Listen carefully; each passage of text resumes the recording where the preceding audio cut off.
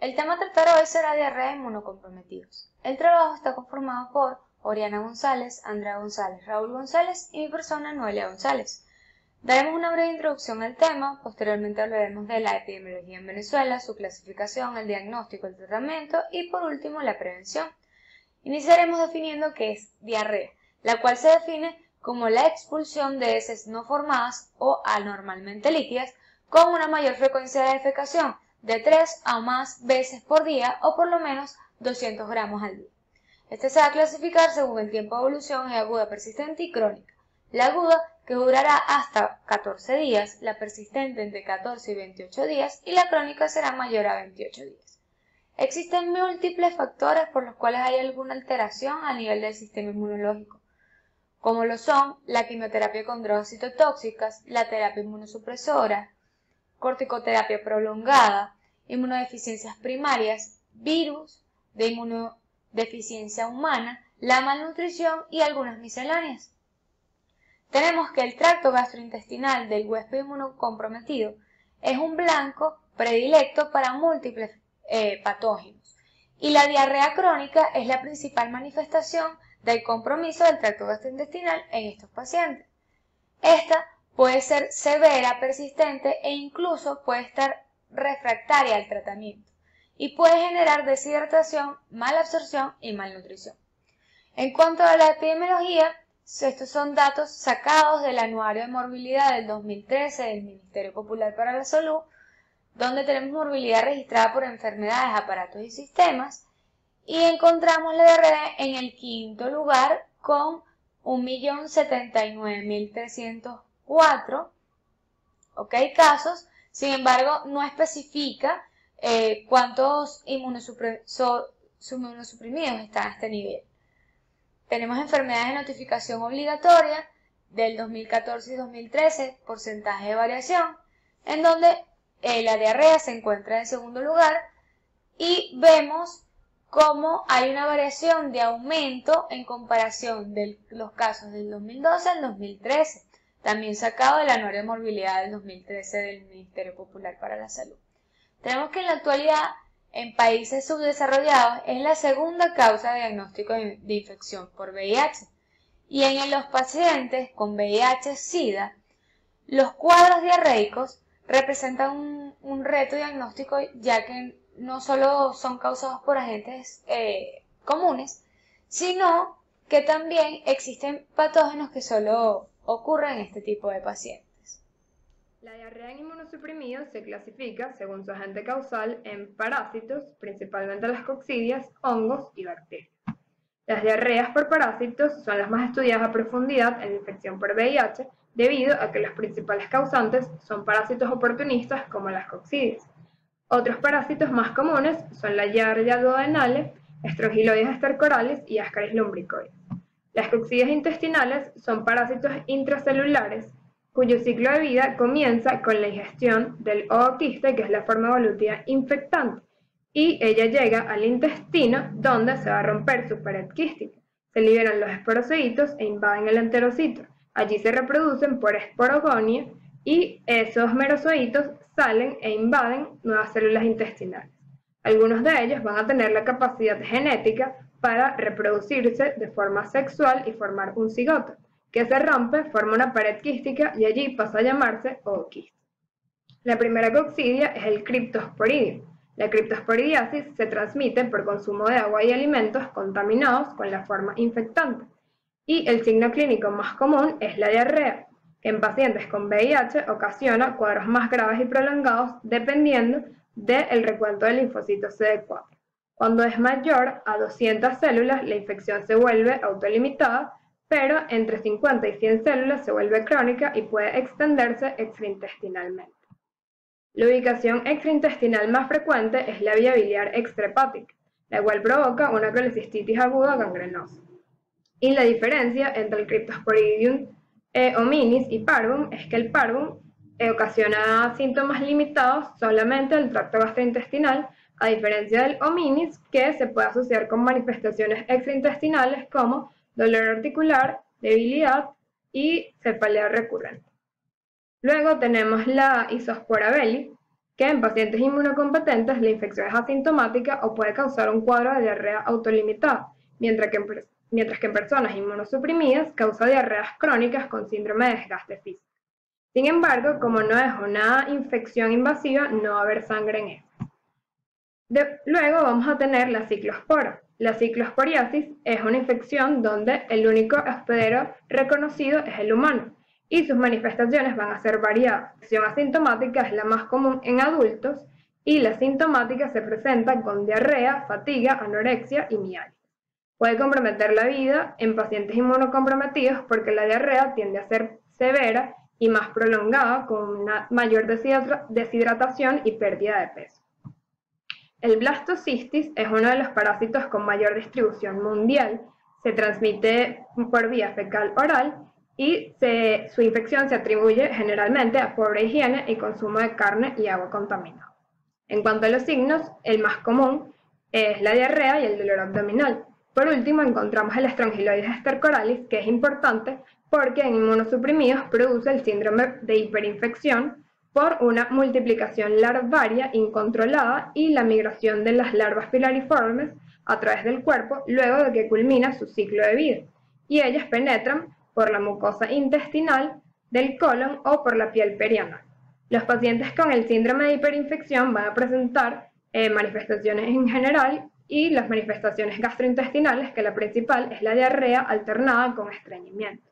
El segundo órgano más afectado es el pulmón, donde puede presentar tos. Luego vamos a encontrar la diarrea por hongos, que el principal es el Microsporidium, el cual es un microorganismo eucariote intracelular obligado. Las especies que afectan a los humanos son el encefalitosón y el enterocitosón. Estos afectan principalmente al intestino delgado y pueden invadir el tracto biliar.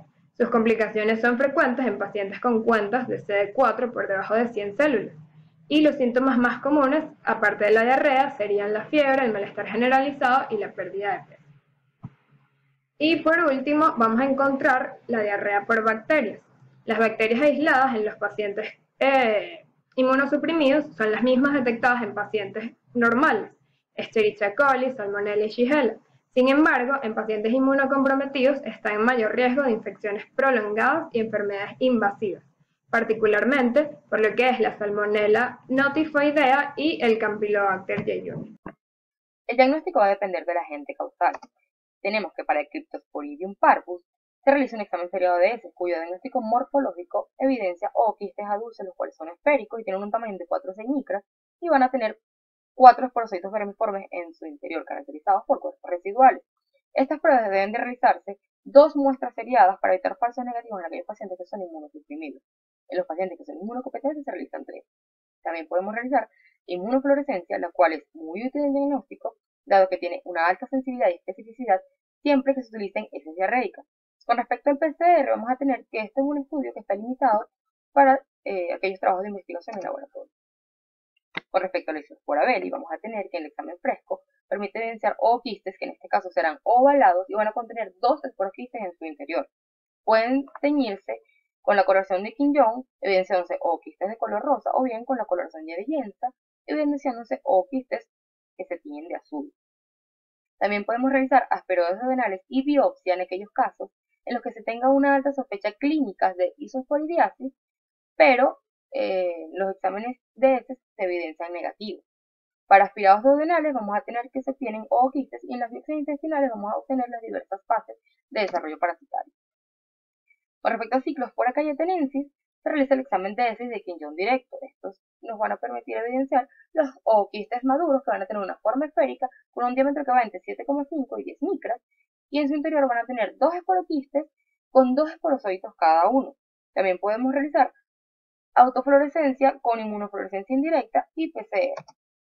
Para el diagnóstico de Ascaris lumbricoides, vamos a tener que se realiza el diagnóstico parasitológico mediante el examen simple de heces o cato, donde se evidencian los huevos de Ascaris lumbricoides, los cuales se caracterizan por presentar una forma oval o redondeada y que van a presentar una gruesa cubierta protectora que va a estar formada por 3 capas. Vamos a tener la membrana vitelina interna, una capa media transparente y una gruesa. Finalmente van a presentar la capa externa que es mamelonada luminoide, que se tiñe de café con pigmentos biliares. vamos a tener que para el diagnóstico no parasitológico se realizan rayos X abdominales cuando se tiene alta sospecha de infección intestinal. Para el diagnóstico de diarrea duodenal vamos a tener que se realiza la tensión conticrómica. Aquí se evidencian quistes ovoides de doble membrana. Esta prueba tiene mayor sensibilidad cuando se realizan estudios seriados. También podemos llevar a cabo biopsias de duodeno, la prueba de formol tritonéter, inmunofluorescencia y ELISA. Para el diagnóstico de Strongyloides stercorari es importante determinar 3 criterios diagnósticos.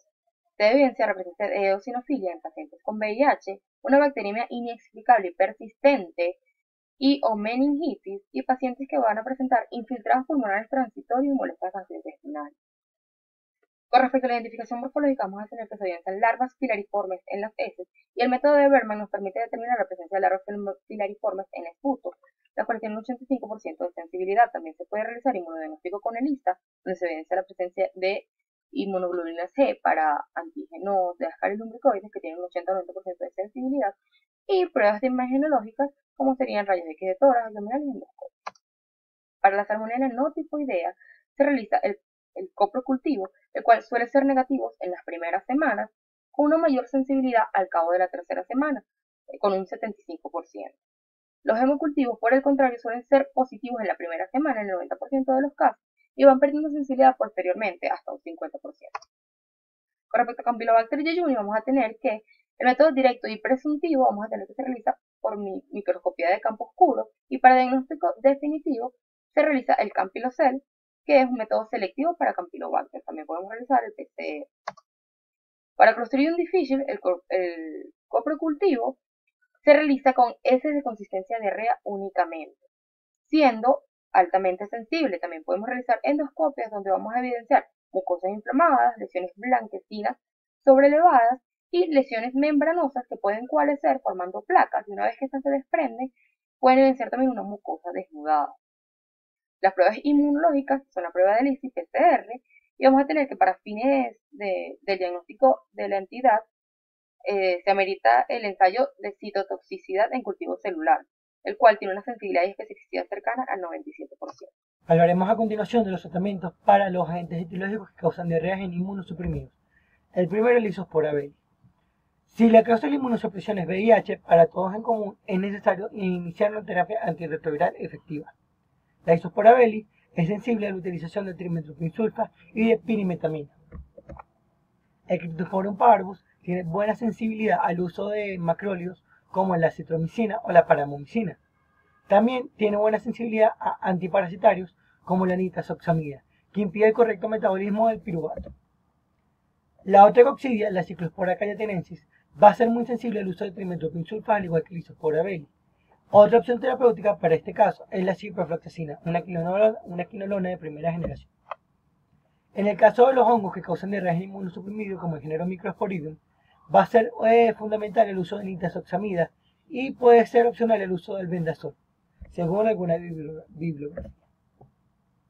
El tratamiento no de blastocitis ha sido muy debatido, puesto que esto es un germen que normalmente anida en el intestino grueso como germen comensal.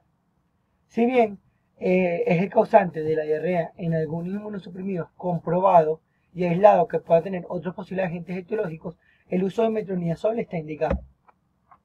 Lo más importante en los inmunosuprimidos para evitar la diarrea es la correcta prevención. Esta inicia con el uso de una correcta terapia retroviral ajustada para cada tipo de paciente. El lavado de manos va a permitir disminuir la incidencia de infecciones gastrointestinales en inmunosuprimidos, puesto que todos estos gérmenes tienen ciclo de vida que tienen mecanismos de infección como el ciclo fecal-oral. Bien, el buen lavado de alimentos, la inspección del agua que se consume y el buen manejo de aguas negras va a ser fundamental para la prevención. Evitar el contacto con heces de animales domésticos puede ser importante porque los perros y gatos suelen ser reservorios de las coccidias. Ahora bien, hay estrategias de salud pública para la detección de portadores, puesto que un portador tratado es una fuente de infección menos y un reservorio menos para las coccidias.